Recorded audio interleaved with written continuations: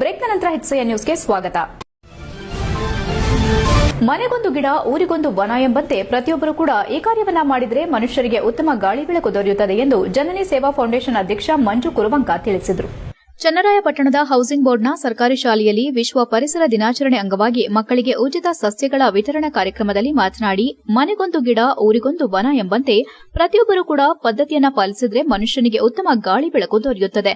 ಇಲ್ಲದೆ ಹೋದ ಪಕ್ಷದಲ್ಲಿ ಮುಂದೊಂದು ದಿನ ಉತ್ತಮ ಗಾಳಿಗಾಗಿ ಪರದಾಡುವ ಪರಿಸ್ಥಿತಿ ನಿರ್ಮಾಣವಾಗುತ್ತದೆ. ಈಗಾಗಲೇ ಕಾಲಕಾಲಕ್ಕೆ ಸರಿಯಾಗಿ ಮಳೆ ಬೆಳೆ ಆಗದೆ ರೈತರು ಕೂಡ ಕಂಗಾಲಾಗಿದ್ದಾರೆ ಎಂದರು.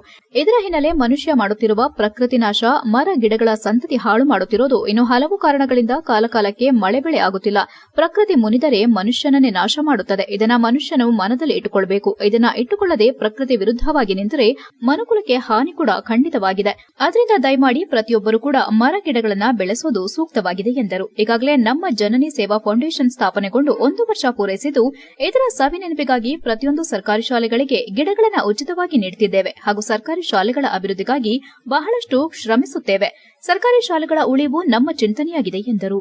ಇದೇ ಸಂದರ್ಭದಲ್ಲಿ ಮುಖ್ಯ ಉಪಾಧ್ಯಾಯರಾದ ಚಿಕ್ಕೇಗೌಡ, ಸಹ ಶಿಕ್ಷಕರಾದ ದೇವರಾಜ್, ಸುನಂದ, ಜನನಿ ಸೇವಾ ಫೌಂಡೇಶನ್ ಉಪಾಧ್ಯಕ್ಷರಾದ ರುದ್ರೇಶ್, ಬಾಲಚಂದ್ರ, ರವಿಕುಮಾರ್, ಕಾರ್ಯದರ್ಶಿ ರಮೇಶ್, ಖಜಾಂಚಿ ವಿನೋದ್, ಎಸ್ಟಿಎಂಸಿ ಸದಸ್ಯರುಗಳು ಹಾಜರಿದ್ದರು.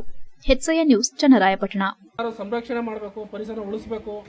ನಾವು ಮುಂದಿನ ದಿನಗಳಲ್ಲಿ ಮನುಷ್ಯ ಆರೋಗ್ಯಕರವಾಗಿರಬೇಕು ಅಂತಂದ್ರೆ ಪರಿಸರದ ಸಂರಕ್ಷಣೆ ಮಾಡಿದ್ರೆ ಕೂಡ ನಾವು ಆರೋಗ್ಯವಾಗಿರ್ತೀವಿ, ಚೆನ್ನಾಗಿರ್ತೀವಿ ಅನ್ನೋದನ್ನ ನಾವು ಈ ಮುಖಾಂತರ 2 ಸಂದೇಶ ಕೊಡ್ತಾ ಇದ್ದೀವಿ.